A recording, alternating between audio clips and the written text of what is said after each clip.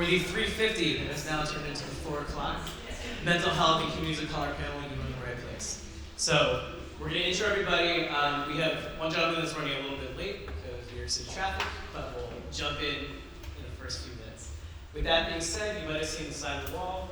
We cannot always guarantee a safe space and a brave space. Please be respectful and intentional. Take care of yourselves and take care of the others around you. Welcome. Give you an intro. We have 4 panelists today, which will be a really insightful panel. If you look behind you, YouTube Health and Wellness is live streaming this. It will also be recorded and on our YouTube later. So if you miss any or just want to double back, it should be on there probably the next day or so. So that's it. Welcome. We are going to start with our lovely moderator, David Rivera, who is a person of all trades. He, him, is an associate professor and coordinator of the graduate programs in mental health and school counseling at Queens College, State University of New York, where he's also the founding director of CUNY LGBTQI Student Leadership Program. He holds degrees from Teachers College, Columbia, Johns Hopkins, and the University of Wyoming. His experience includes college counseling, higher ed, and admin, and consultations on diversity, equity, inclusion, and belonging. He's worked at a variety of institutions, including UPenn, Georgetown, and the list goes on and on. He's published books. This is a long bio, which is really cool. But holds leadership positions with the Steve Fund, which we love. It's one of our favorite organizations out there. You'll learn more about that. And is a fellow of the APA and has received national honors from the American College Counseling Association and American College Personnel Association. So as David Rivera, please give him a round of applause.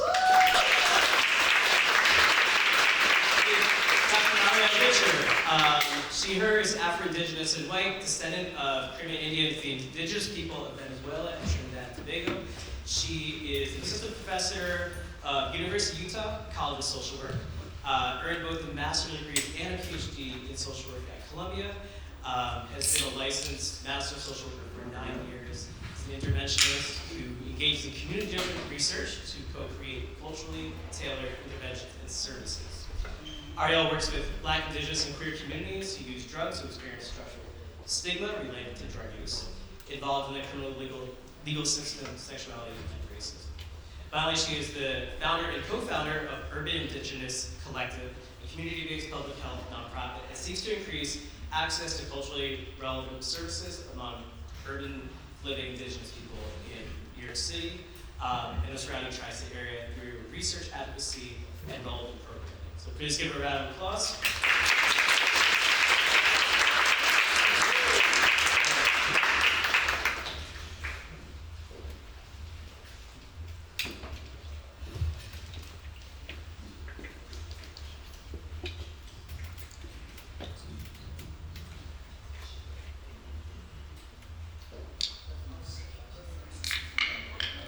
So, Rasha Jay, she, her, is a songwriter, vocalist, and producer, in addition to a licensed clinical therapist in private practice in New Jersey.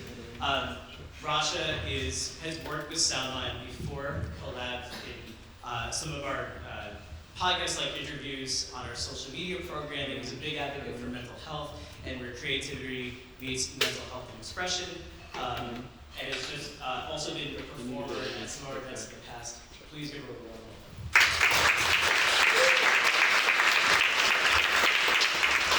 Last but not least, we got Hilla BunDem right here. Hilla Kim is a native New Yorker, an artist and activist on a mission to promote mental well-being and unity in the community, produces music, as well as events and film production that aim to bring people together using a soft approach to mental awareness and reducing stigma. Following his personal experience losing friends to suicide, DuDem was created by Hilla to save lives in the local community and connect his Chinese, Cuban, and Jamaican heritage, showcasing the beauty of diversity and unity through cultural and positivity. Please give a warm welcome.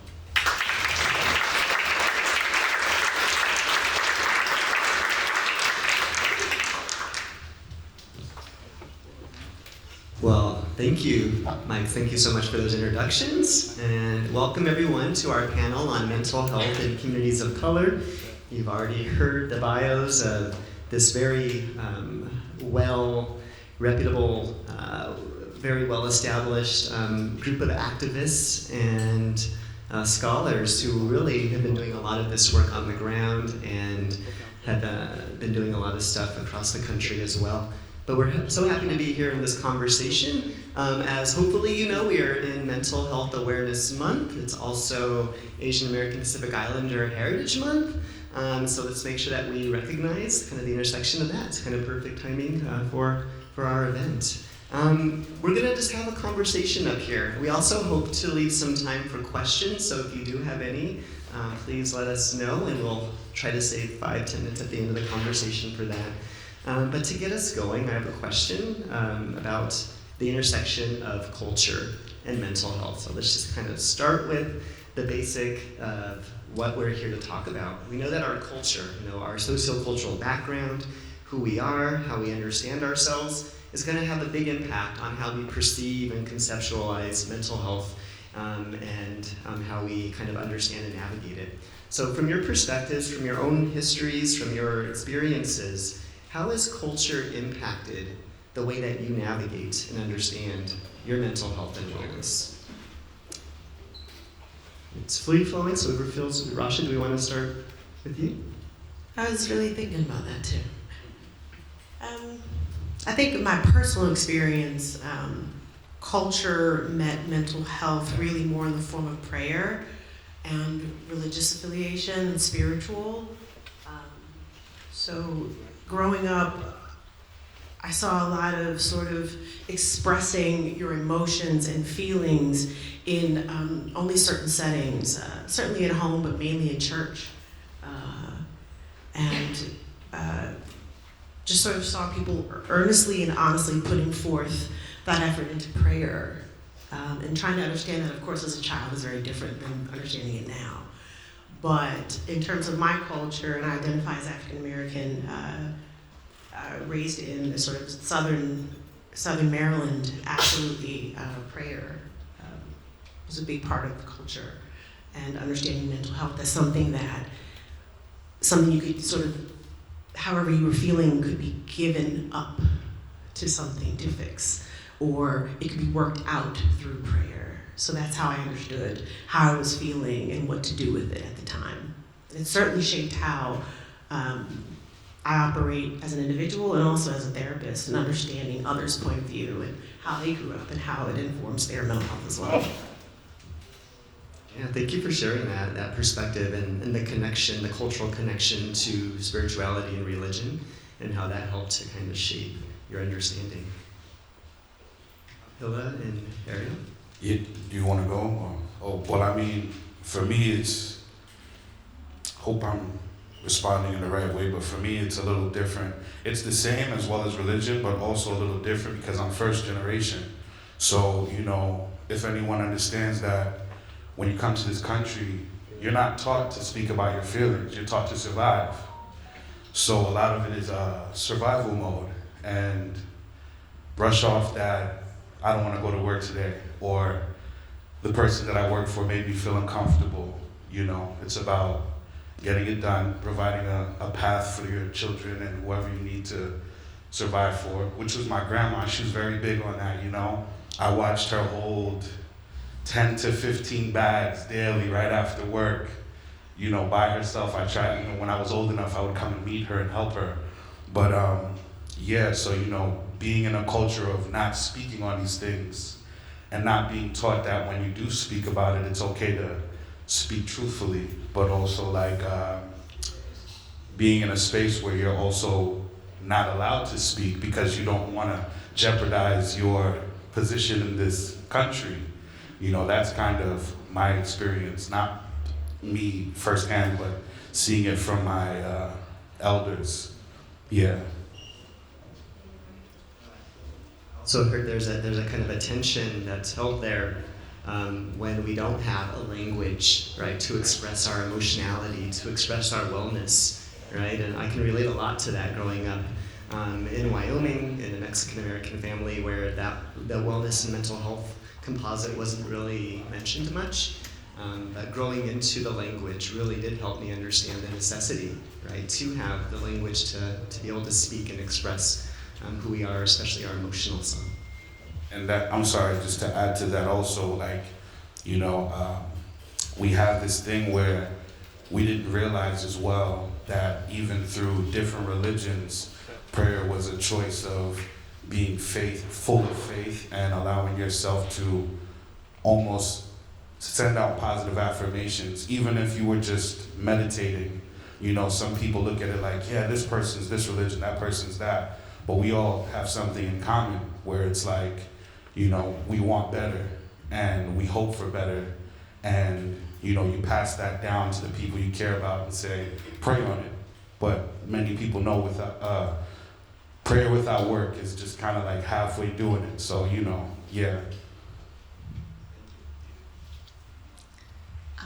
So I didn't get to meet either of y'all before this, because I missed that first meeting online, and listening to y'all, I'm seeing a lot of similarities in, so like my mom came from Trinidad and my grandmother, and I actually wasn't even born in the States, I was born in Canada. So coming over here thinking of this immigrant work ethic that you're not supposed to share your feelings or express them or just kind of push things aside, and then hearing you, Rasha, talk about how there's such a difference thinking about it when you're growing up as a kid. So hearing this now, I'm like, oh yeah, I can kind of piece this all together and kind of tie it together in a nice bow of how do I think about culture and mental health and spirituality. But if I really sit with it, it wasn't something that we spoke about. It was the 90s, it was you're being an emotional girl, you're having all these feelings, and there's several people in here today who do know me, and I always say I have a wide range of intense emotions, and that's my way of kind of describing how I feel and exist in this world. And even to this day, my mother is very much against like this Western talk therapy, and at some point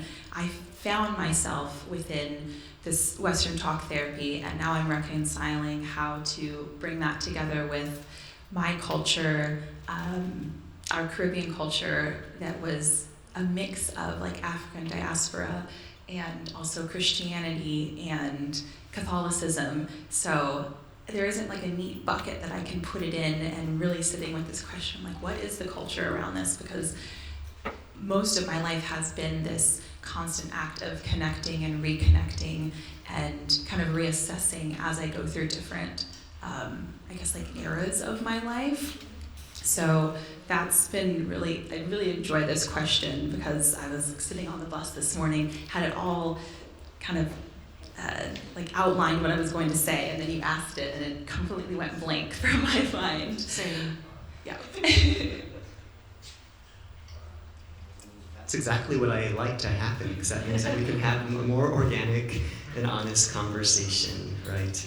I tend not to do well with scripted things either, going off the cuff. So thinking about this, we've already, this question, I'm sure we can continue just dialoguing on this one. There's so much to unearth and so many nuances with our cultural experience and how it impacts our mental health and vice versa.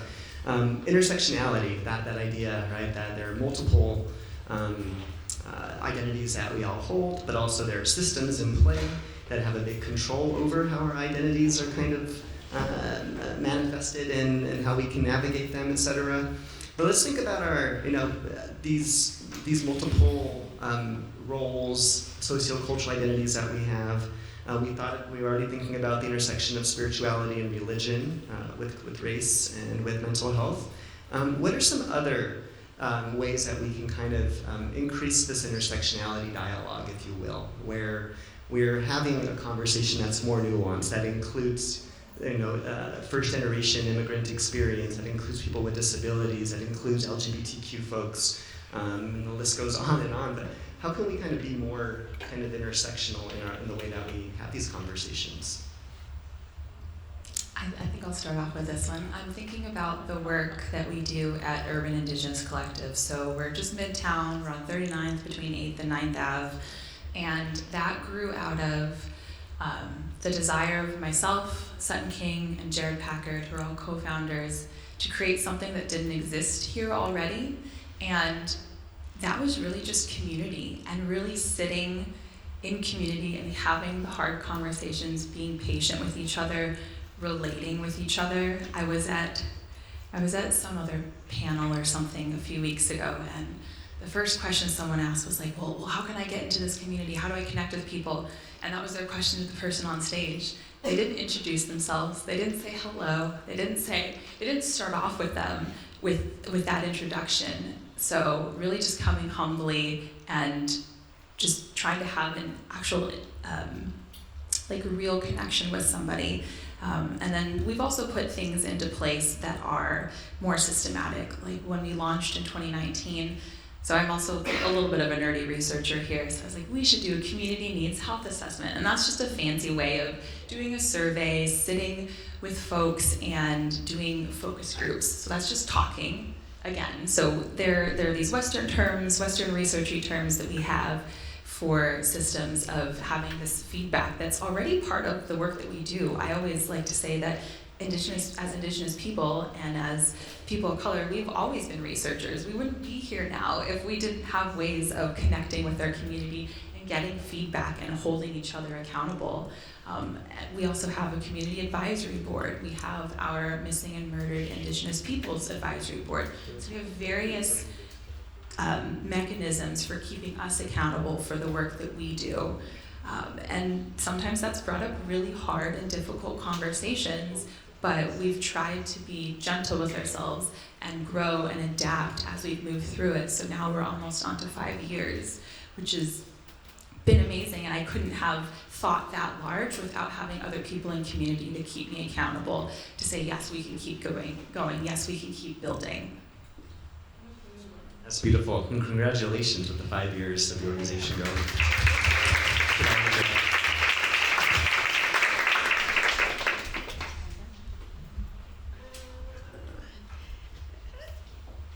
For me, I guess, and what I do, and again, that's awesome. I think in terms of expanding and understanding each other and the communication, I also think about understanding your own bias and assumptions of others. The more you can acknowledge it and drop it, you allow that openness. You allow to learn something new, to be educated every day with the people you meet.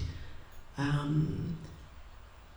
think when we talk about expanded conversations and opening up conversations, it is about that. So it is, yes, inclusion and all those things, but I also think it's about sort of understanding the assumptions you make of others.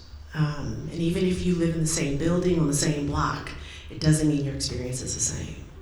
So I think that the more you're talking to people and you understand their point of view, even if it's just friendly talk, maybe not in a clinical setting or anything like that, but just in talking to each other and getting their experience of their lives it's quite powerful. I learn something all the time just by asking a whole bunch of questions. So rather than assuming what I think I know, because maybe someone else identifies as an African American woman. So what, right? There's more there.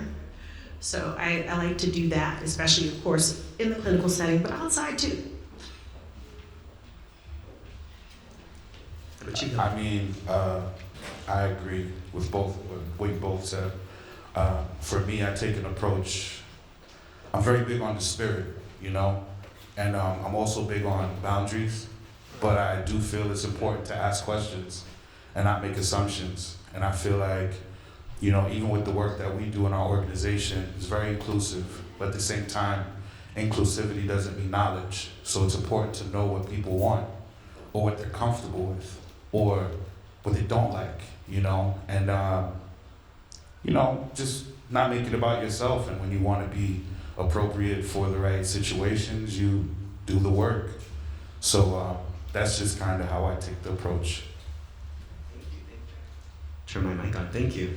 I think this is kind of leading us also to, Ariel, you mentioned something earlier that I've been thinking about a lot as somebody who's been institutionalized in my training to become a psychologist, otherwise known as a healer. That's how I consider us. But that language has also been stripped away by a lot of ideologies that have formed our professions. But I like to think about healing, and therapy is one version of healing, right? Going to see a therapist for 1 hour a week, that's one form of healing. But that tends to be one that dominates discourse in terms of how do we get support and what is even efficient, adequate support look like. But it's more than that. And I know that I have a feeling that my colleagues up here have some things to share. But what are some of the maybe those non-typical therapy healing procedures, healing practices that kind of help us? I think of reports have come out about what are the things that we need to be optimally well. It's adequate sleep, adequate movement, and each other, community, right?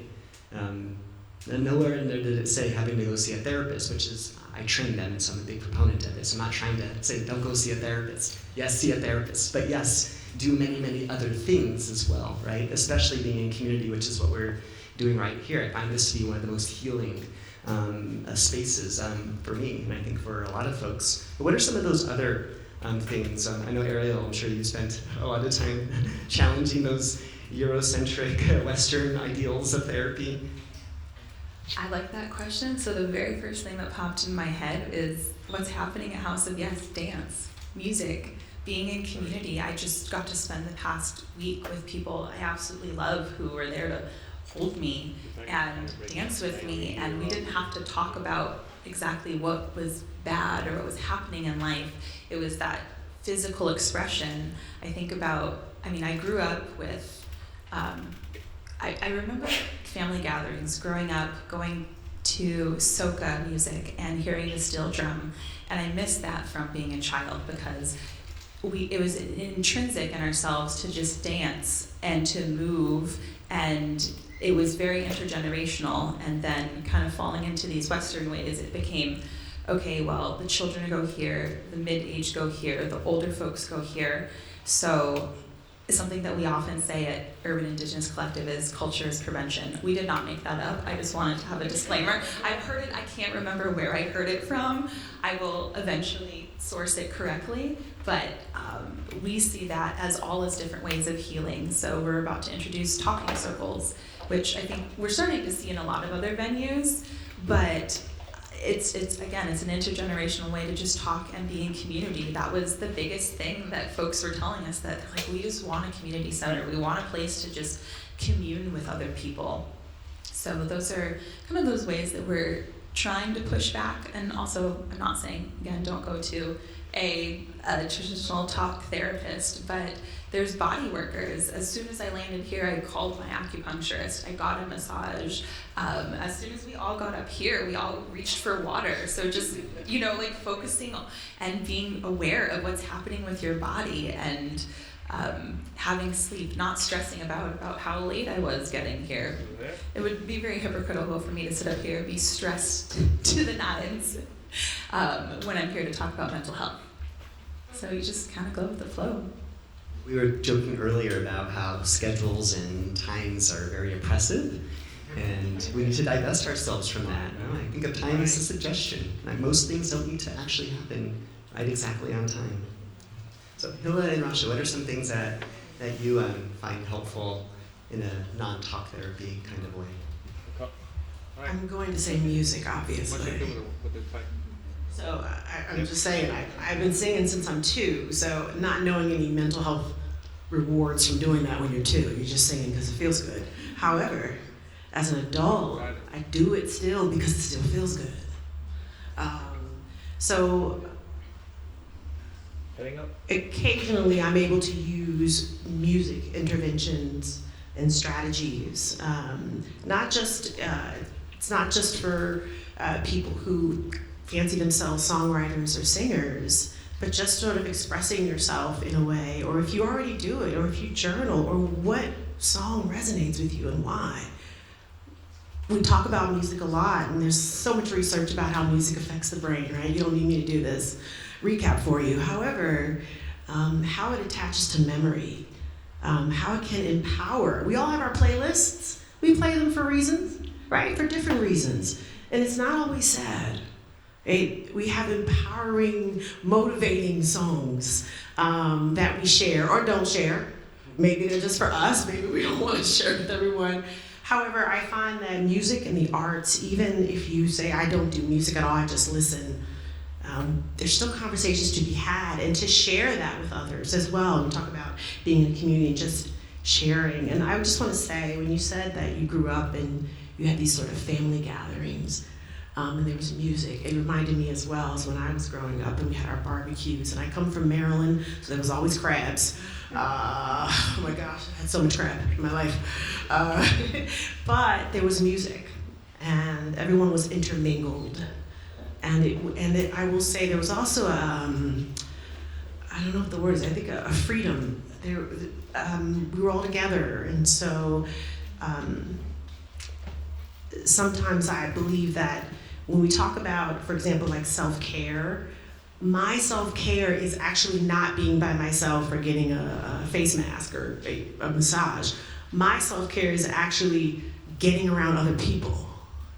I find that I have a lot of time to be by myself, but I found that my self-care needs to be being around all of you and making sure that I'm around others. That is a part of my self-care, and that intermingles with community and being around others of other ages and different careers and lives. Well, for me, I noticed that everyone has their own formula.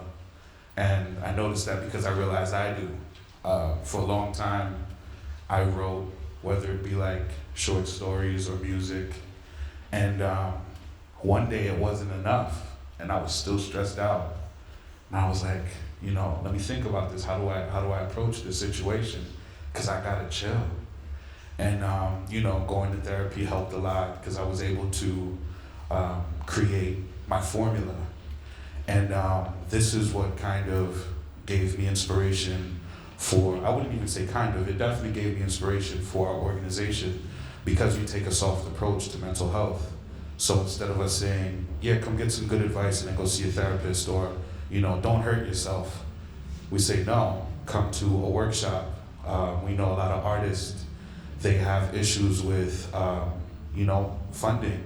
So learn how to DJ at our workshop, or learn how to shoot a film at our workshop, or come to our dance party, come network. We're doing different things it's not just like the norm. And even for me, self-care is great. I have to go get my coffee sometime if that's just what it calls for. I need my latte. Or, I need to go get my manicure. You know what I'm saying? Like, it's just, what's the day call for? What's the formula today? What's the formula this week? Maybe I need to talk to an elder. Maybe I need to talk to my grandma. You know what I'm saying? Or I gotta see one of my friends that I haven't talked to in a while and give them a hug. You know what I'm saying? Or maybe I just need to take my shoes off and go to the park and walk on the grass. Or maybe I need to read a journal entry of when I had a worse day. And I look back and see, today wasn't so bad. So, it's always something different for me, but it's the formula. Formula is the key. I'm gonna want to borrow that concept, the formula, right? What is your formula? But also knowing that your formula changes, right?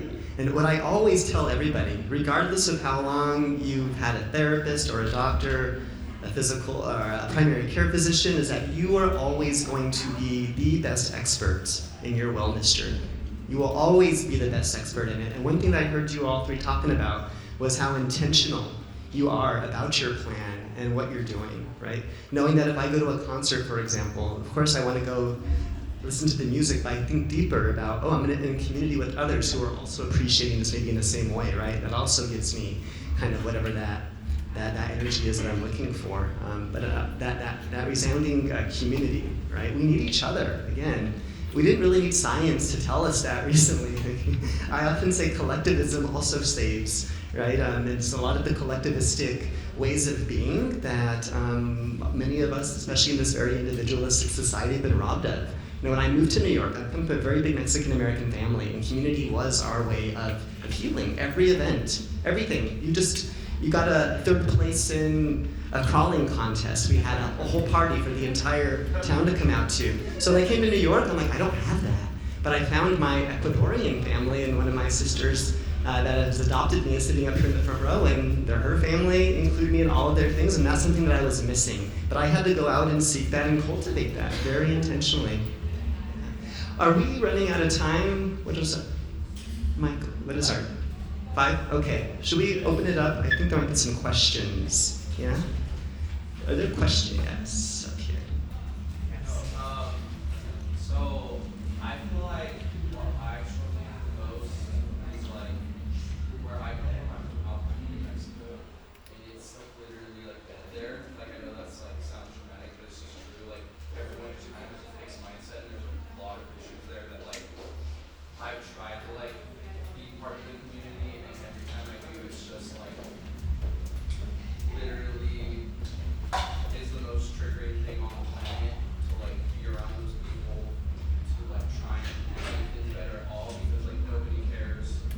And then because of that, like I just feel like I'm not connected to anyone. I'm literally so isolated from everybody on the planet, and I travel a lot for that reason. But it just feels like that's like supplemental. It's not like a permanent like solution, you know. And I'm trying to figure out now like how do I go about like looking for that, because it's become evident that I can't find that at home. So what do I do from there, you know?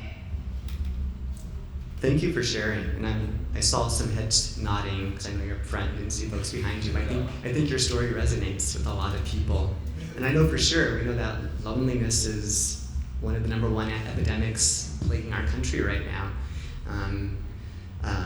I wish I had all the answers for how to cure it. That's what we're still working on. But I know community and finding, a community that makes sense, right? Not every community is going to make sense for us and for all of our needs, but finding it could be very challenging and difficult. It's like as you're saying. I travel often as well, and I think maybe part of it is for searching for something. I'm not quite sure what. But what are some other ideas that we can do for helping to kind of create and foster that community? First, I want to say I'm really sorry that you're going through that right now. That isolation is really hard. I'm in Salt Lake City part-time, so I'm just not too far away. A lot of what you said really resonates with me, and it's something I was texting somebody about on the way here. Again, I don't have all the answers. I also have been supplementing through travel. But the few people I have found there have been in like the Black and brown and queer communities. And I think about mutual aid, and I'm also thinking about larger political struggles that we're going through right now. And that's where I've been able to find not as vast of a community as I have here in New York, but it did take me 10 years to build this here. So I had to be gentle with myself that I wasn't just going to move to a new place, travel every other weekend, and wonder why I don't have any friends there.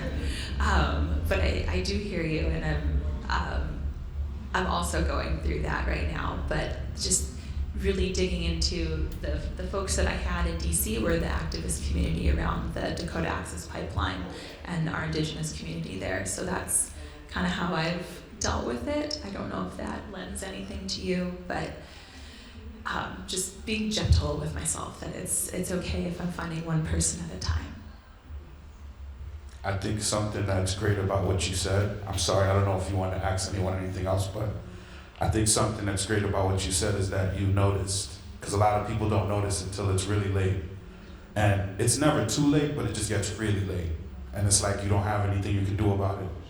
But like, you're that mountain in your world right now. You're like that sunshine. So you never know who you might have around you that didn't notice, but you can make them notice. Like, not to make it about me, I just want to share that, in my neighborhood, I lost 6 people to suicide, and everybody around me only drank and smoked. And I said, I can't do that.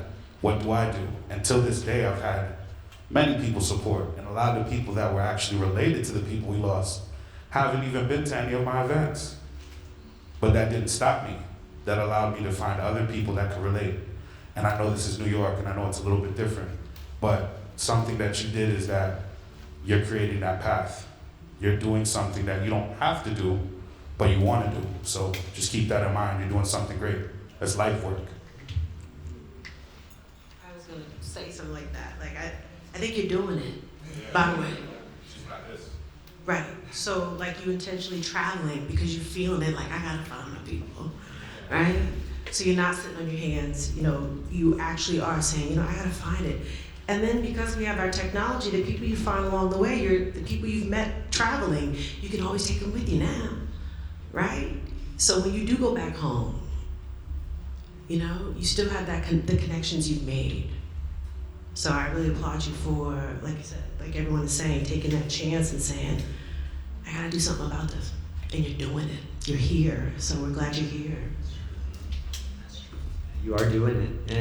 And I think that we could all internalize Ariel's message of being gentle to ourselves, right? We are often our worst critic and our most heaviest critic, but we need to be our biggest cheerleader and our biggest supporter and our biggest affirmer of who we are, right? Maybe take another question before we wrap up. Yes, in the back. Yes, you. So, okay, just making sure. From the earlier questions, you guys talked about when you meeting people and dealing with things and listening to each other, and the whole part about, especially Rasha, when you said you try as a therapist. I'm also a therapist of a different sort, but to try to open up and be aware of your own assumptions and biases, right? Your own that part of it, at least that I've done, is when I work with people, is also to recognize the kind of privilege that we each may have, even though it's very different, right? But how do you guys deal, especially with the work that you've been doing?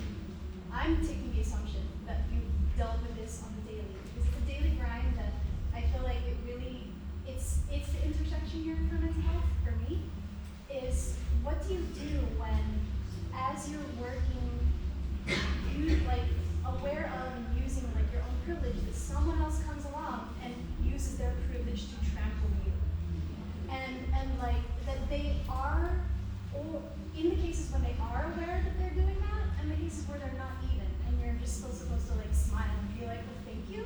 So how do you guys deal with that? That is a How much time do we have? Well, were you gonna say something? So, can I just ask you something back really quick?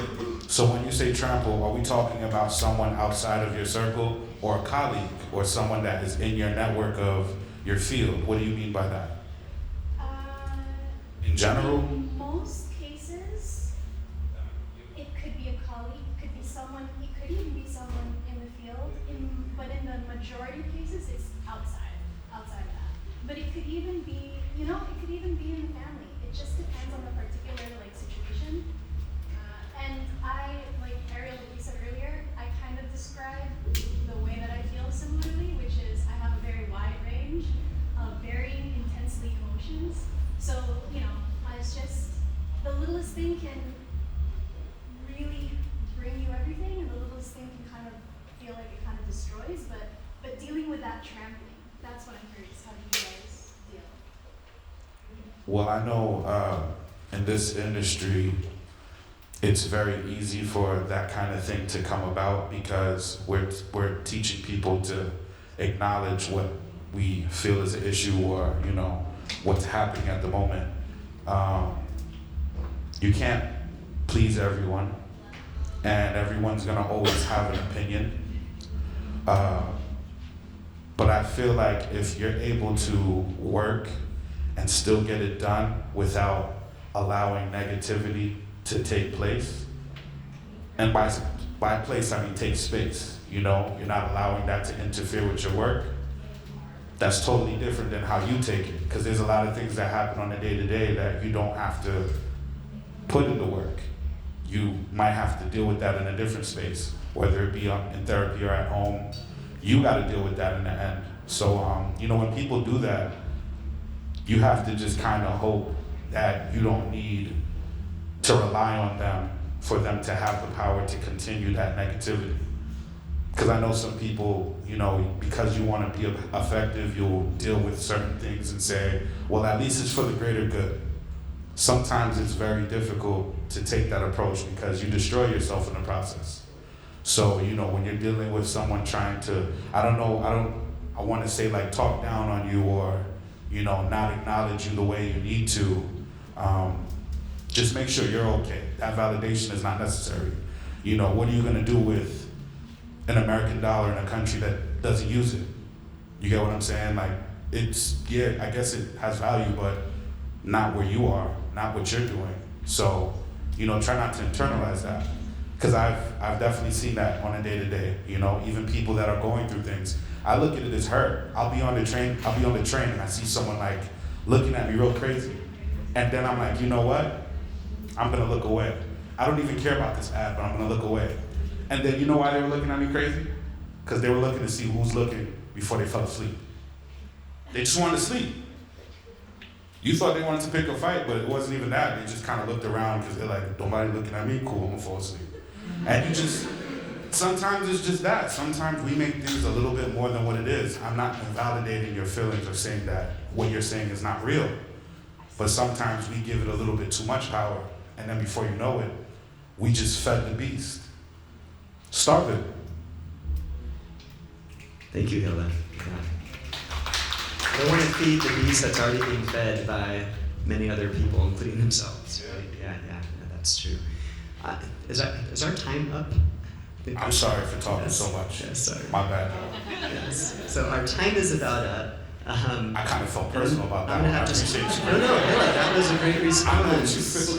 That was a great response, and I so much to even unpack in what you shared with us. What came to mind a lot is dignitary harm. I borrow that term from Kimberly Crenshaw, so that's not my own.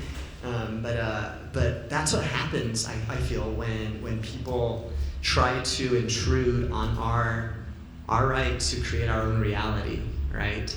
When people try to gaslight us, when people try to do the things that oppressors do, that's coming at a cost to our dignity. So I use my dignity as one of the ultimate filters for nearly everything in my life. If my dignity is feeling compromised, that means that my sense of my self-worth is being compromised, and that's where I draw the line. And so I become more vocal sometimes, but sometimes I just have to be like, okay, this person doesn't matter so much, and so I can just walk away. But where do we put our energies, right? Where do we put our energy? Don't take my energy. The last question. So let's just want like one takeaway that you might want to share with our audience here and virtually as well. What is one thing you'd like to leave our community with? Again, I had many thoughts for this, but the one that I wanted finally just came back to my mind. And I think I've seen things floating around on the interwebs and in different spaces around we don't owe each other anything, but I don't really believe that. We owe each other humanity, we owe each other kindness, because my success depends on your success, my health depends on your health. So in a way, being selfish isn't bad, because me taking care of myself also takes care of you. Me taking care of you helps take care of me, and I think we see this really modeled in mutual aid societies and communities. So I wanted to offer that today.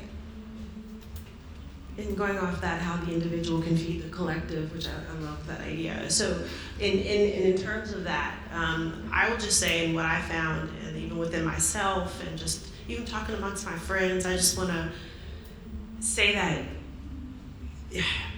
your voice matters in ways it's hard to really express. You may be saying something in passing or even intentionally, but your voice matters so much in what you have to say. And no part of you should feel like, if I say this, then they're gonna think I'm fill in the blank, right? And so much of that is embedded within us. However, I find that no one can speak better for me than me. So if I have something to say, it needs to be said. And I'm not gonna count on anyone to say it for me. So that takes time. It takes time. However, when you get there, it is just a wonderful feeling. And I just want to remind anyone that just continue to speak up, continue to be curious, continue to challenge, continue to travel if you need to, find your way, but keep doing it. It is a lifetime of work sometimes, but keep doing it.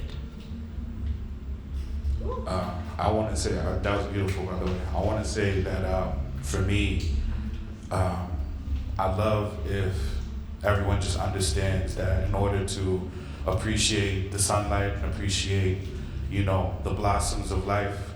You gotta know what the rain feels like and what the storm is. You gotta go through that. It's not just one or the other. You can have both. It's important to have a balance. You know, thank you for being here with us and learning how to do that. And, you know, move with grace. Like you were saying before, you know, be good to yourself. Give yourself grace. The same way that you can do that and, you know, give a job, a 9 to 5, the best you, and keep that hat on and, you know, smile all day. Look in the mirror and give yourself that same energy, you know? Be good to yourself. It's okay if you have these things going on in your life, but bad days don't reflect what your goals are and who you want to be and what you want to be. So just move with grace. Thank you so much. Thank you to all three of you for sharing your wisdom, your brilliance with us. And just to emphasize the curiosity part that Rasha is calling us all to do, be curious about yourself. Again, never forget that you are the best expert in your mental health and wellness, and utilize that to your advantage. So thank you all. We appreciate you all for being here and for taking part of this event, and hopefully we'll be in community again sometime soon.